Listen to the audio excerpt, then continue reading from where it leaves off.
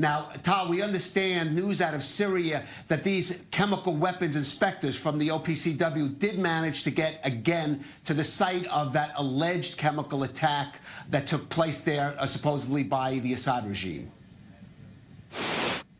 Correct, Kalev. This is the second time that a team of inspectors from the watchdog group, the OPCW, it's the Organization for Prohibition of Chemical Weapons, and they were able for the second time to get inside the site in Duma, the suspected chemical attack from April 7th. They said in a statement today that they took samples. Their team has taken samples in the town of Duma, and the samples will be sent to OPCW designated laboratories for analysis. That's a quote. The first time when the OPCW team of inspectors visited the site was over the weekend, and it was about 2 weeks after the time of the suspected chemical attack, as I said, on April 7th. Now, there are many questions. First, what is left over there? Did someone try to tamper with the evidence? Because we know that they have been stalled again and again, and they weren't able to get inside due to security concerns. We also know from reports that the white helmets, about a week before they went in, gave them information about the whereabouts of the burial site of bodies that were buried over there in a secret location in the aftermath of the suspected chemical weapons attack.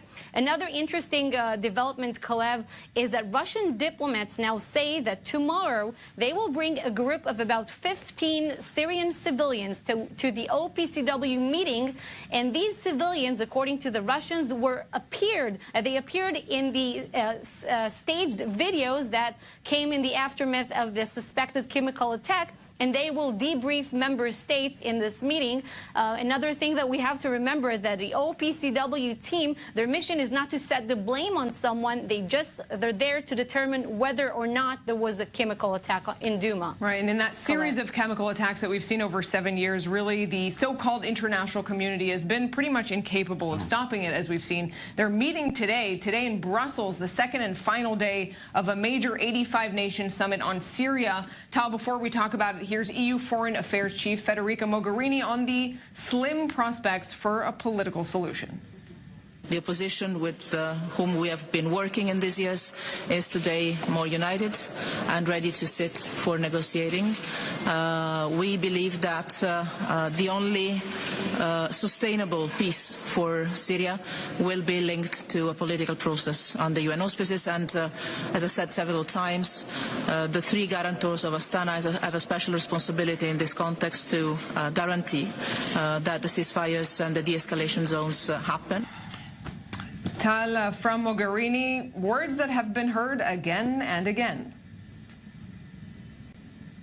Right. Despite all recent developments in Syria, the fact that Assad is still gaining more and more ground, especially in the middle of the country, the heart of Syria, and still winning the war, it seems that both the United Nations and the European Union has not given up on diplomacy yet. And we see it once again in their attempt to address, first and foremost, the humanitarian needs in Syria, because this is the most urgent thing.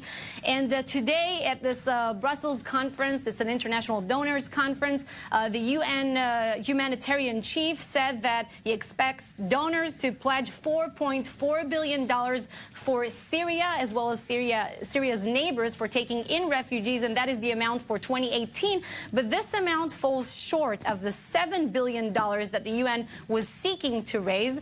In the meantime, we heard Mogherini, but also Staffan de Mistura, UN Special Envoy for Syria, is over there in Brussels.